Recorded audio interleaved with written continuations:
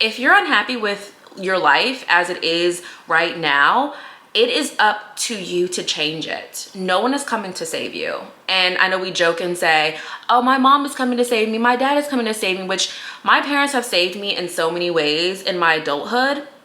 But the goal is to be self-sufficient. The goal is to feel good as you are by yourself, because we are birthed alone, we die alone, and you are who you can always rely on. And especially if you come from a history of like abandonment issues and expecting people to do things for you, once you realize I've got this on my own, I can do this by myself, I don't need anyone. Yes, do I want someone? And do I think that as a society, social companionship is beautiful? Absolutely. Do I want to be alone by myself forever? No. But when you are self-sufficient, you're making your own money. You aren't looking outwards to people to save you. You're not looking outward for people to like rely on and to be codependent on, because you know you've got this by yourself. So if that person leaves tomorrow, you're like, oh, it's okay, all's well. Like if your parents or anyone in your life who you are depending on for things is gone tomorrow, you still know that you'll be fine by yourself. And that is the goal. And so it starts there with you making a choice. And of course the choice is not easy. And I think a lot of times it's easy to say like, oh, I made a choice to do this. But when you actually make a choice, and when I mean make a choice to do better, you do better, right? If you say you're going to go to the gym, you go to the gym. If you say you're going to do XYZ, you're going to do it. And so sometimes I feel like we say, okay, I'm ready for this. But if you're not showing motion and movement towards that, like that direction of the decision that you want to make, the choice that you want to make, you're not really ready. And that's okay. There was so many times in my life where I said, I want more out of life, I want more out of this, but I was choosing to keep the same people around who were toxic, to be doing the same toxic things, putting myself in the same toxic environments.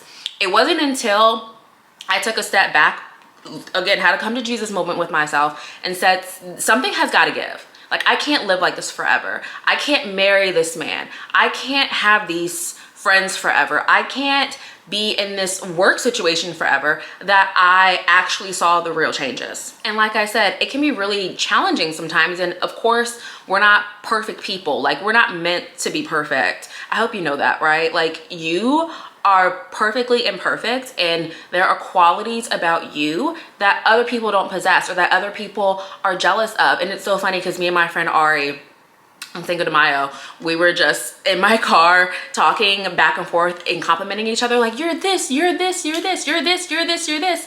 And it's so funny to hear someone else talk about you and the beautiful things about you, because we can be so hard on ourselves. But when you realize that you are perfect as you are, and that doesn't mean that you can't make better decisions, that doesn't mean that there's not room for growth or improvement. There's always room for that. But when you accept where you are, when you accept your life circumstances and you decide to make a choice, sometimes it does make you reflect and go, wow, I wasted so much time on things that now I wouldn't even give the time of day to.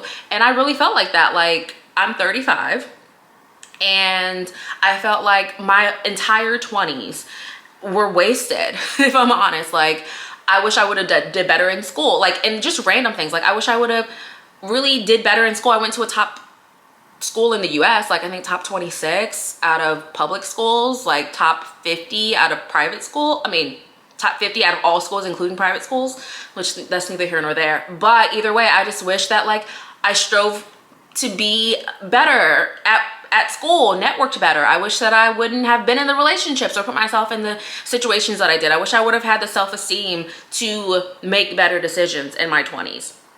But those days are gone, right? I can't get those days back. And at the end of the day, inherently, would I change anything that I did? And the answer would have to be no. And the only reason I say that is because you have to accept what you've been through, because it led you to where you are now.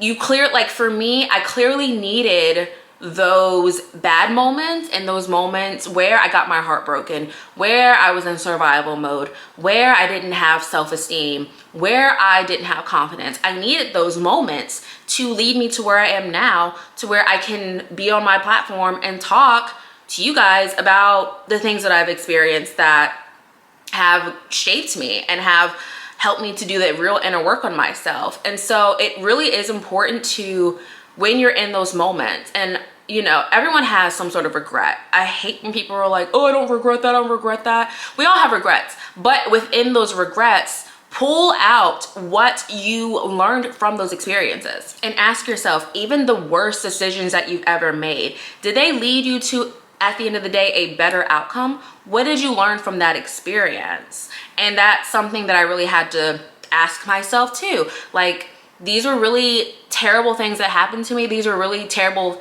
things that I allowed happen to me. And I'm not saying everything you allow happen to you. No, there are some things that happen that are beyond, okay? And there are things that have happened to me that were beyond. But for example, when I was in my abusive relationships, like, no, I won't get beaten on because child, what?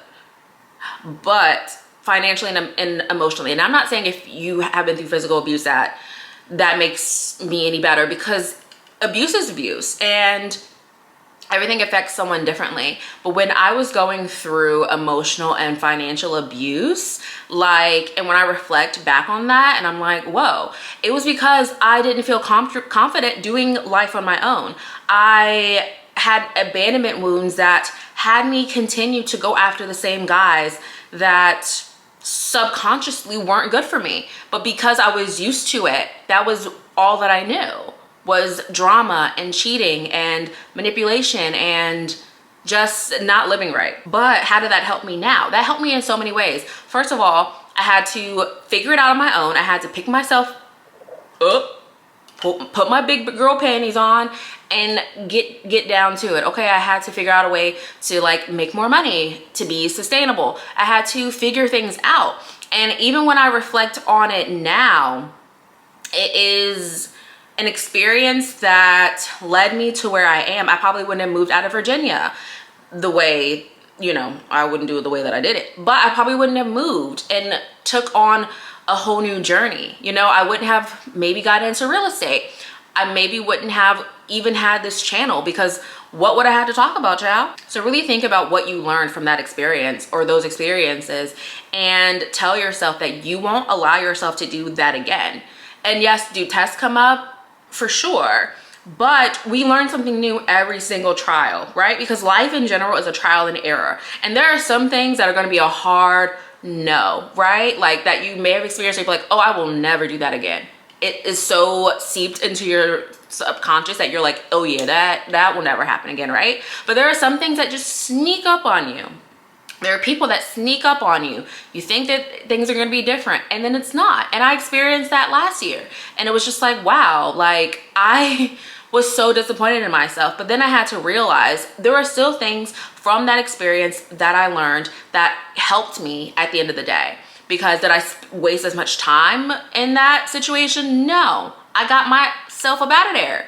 So just think about how even when you have experienced something and you feel like you just made the same mistake again, how did you do something differently? And if you didn't do anything differently and you just did the same thing, then I'd really question that, right? But again, don't be, life is already hard enough. Don't self-loathe, but just choose to do better.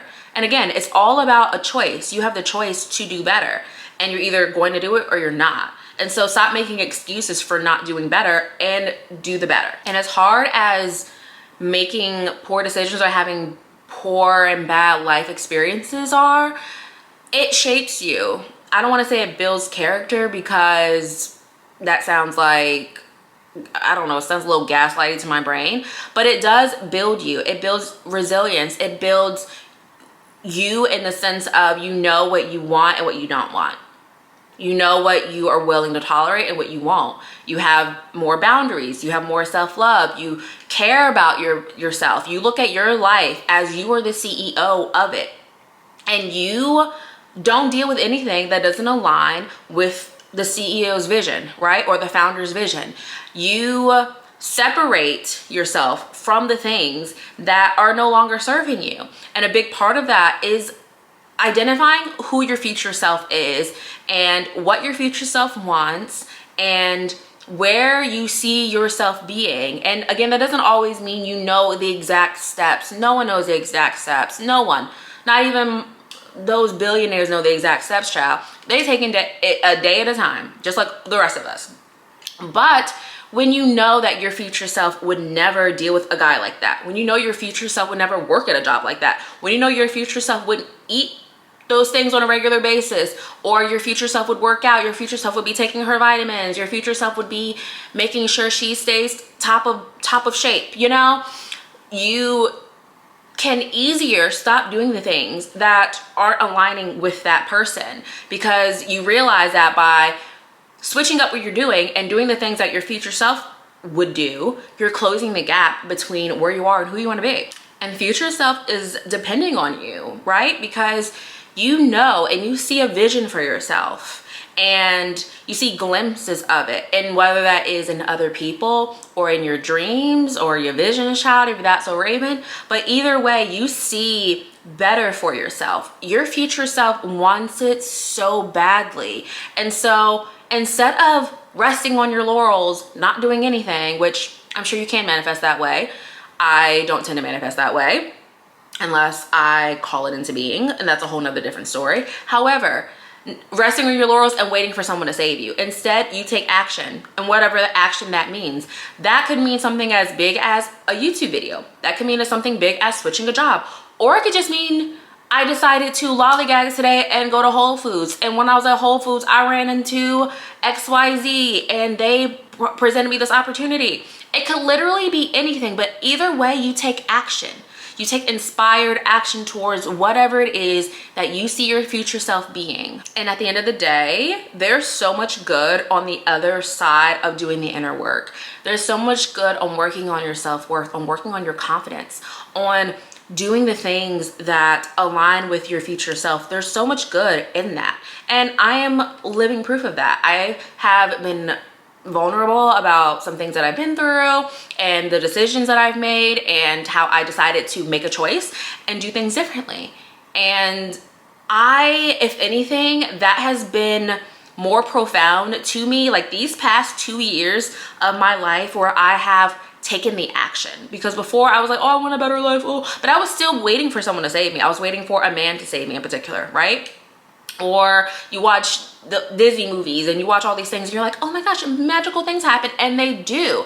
But you have to make your own luck. You have to create your own luck and your own like magic in life. Like you have to. You can't just depend on someone else to do it for you, because when you do depend on someone else to do it for you, you lose control. You lose your sense of self in that. And I think that's scarier than anything, is losing your sense of self. And so when you do the inner work and you find yourself, like I have found so many things about myself, found out so much about what I want and need out of every piece of my life, that I can't imagine letting anything into my world that is opposite of where I know I'm going. And that's how you need to think about it. And so I just encourage you to keep going. If you're on your inner work journey, if you've listened to my podcast, which this is episode 61 on the podcast, on YouTube, I don't know, child. But either way, if you've listened to my content or you're listening to other inner work content or whatever it is, just know that there is so much good on the other side. And it might not seem like it at the moment. You might be like, wow, I've been doing this for a whole month and I don't notice any changes, but they're happening slowly. Like things take time. It's like when you're working out, right?